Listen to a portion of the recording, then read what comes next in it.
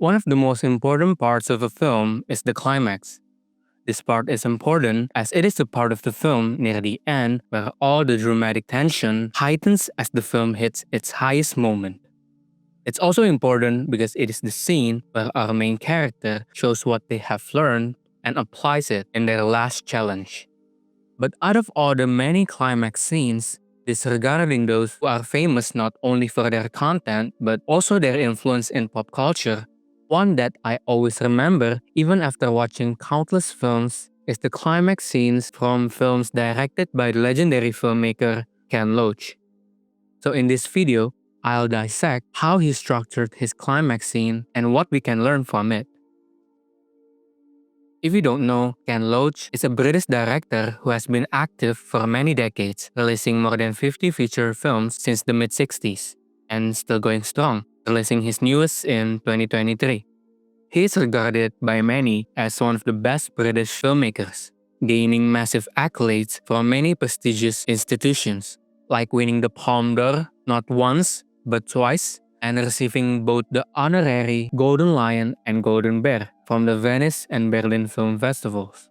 His acclaimed reputation is the result of his relentless pursuit of telling the reality, as the theme of his films are consistent on depicting reality by capturing the life of working-class people, emphasizing those who is marginalized, while also delivering sharp social commentary about the failure of government agencies such as welfare and healthcare, and their dehumanization of people from their class.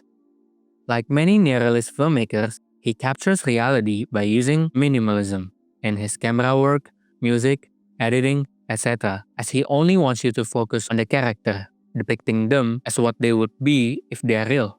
Hoping from this, the audience can relate more easily to the same struggle and monotonous life our character also went through. So what does all this have to do with climax scenes? If you've watched any neorealist films, then you know that they are also minimalistic in storytelling. Neorealist films don't have scenes where they just tell their wants, desire, or needs, and they also don't have scenes that are just specifically for exposition. Instead, the film is more interested in capturing the characters as reality presents them. Because scenes like those before they are mentioned do not appear or happen in real life, like not at all. They're just for the sake of stability and smoothness of the narrative of the film. Of course, characters can still talk and share their unsaid feelings, but neorealist films capture them as they logically show in real life, instead of putting them in for stability's sake. But besides making them like reality, not having those kinds of scenes is actually helpful, especially in Ken Loach films, because as the audience, not knowing the character you are watching is thinking or feeling naturally make you feel curious, and therefore you are more hooked. They become more interested as they're trying to decipher what the characters they're watching are actually feeling and what's their real motivation. And the film becomes less wasteful as the audience contributes more time and effort to analyze and interpret it, making them think instead of just giving them. So is this it? The secret of making a great climax scene? Making them more visual and lessening the exposition? Well, almost, but not quite. When the whole film has been silent about our main character, dropping hints of their feelings, the audience who picks them up wants to know if they are actually right.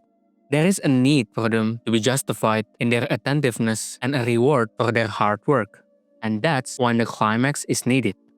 Let's see some examples of the climax scene from Ken Loach's famous films. Dear Sinead, I tried not to get into this war, and did. Because you killed me off instead, that's why. Shut! You have not killed this kid, Zor. When he died, I found this on him. He always used to write in pencil. In three of them, all of them have moments where the characters explain their inner feelings and thoughts. Either through letters, voiceover, or passionate speech, they all explain what they feel inside, what they pick up throughout the film, and what they have learned, telling the characters and the audience what has changed inside of them. This climactic scene holds power due to the fact that no scenes like this appear throughout the film before. It has all just been moments of build-up and tension rising, leading to this very scene. This shows the maturity and the level of intelligence that Ken Loach has, understanding the power exposition can have for people when used correctly. Using them too much might cheapen their effectiveness. Using them perfectly, like the example before, and combining them with great build-up makes it hit harder and deeper to the audience. This type of climax is also powerful to the audience as they also got to see the result of their analysis. The rewarding moment feels exciting to them as the audience feels a sense of closeness and understanding to the film, instead of just being understanding because they have been told to, during long, boring exposition throughout the film. To summarize, this type of climax works very well because Ken Loach's climax scenes are simple. They are just a continuation of him capturing life. But they are also powerful and captivating to the audience due to their build-up of hidden motives and emotions, and also, obviously, lack of exposition. It honestly feels so rare to see a filmmaker trust an audience so much.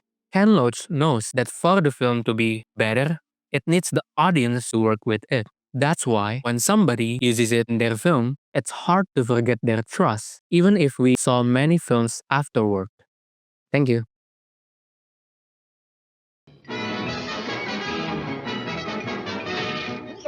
That's all, folks.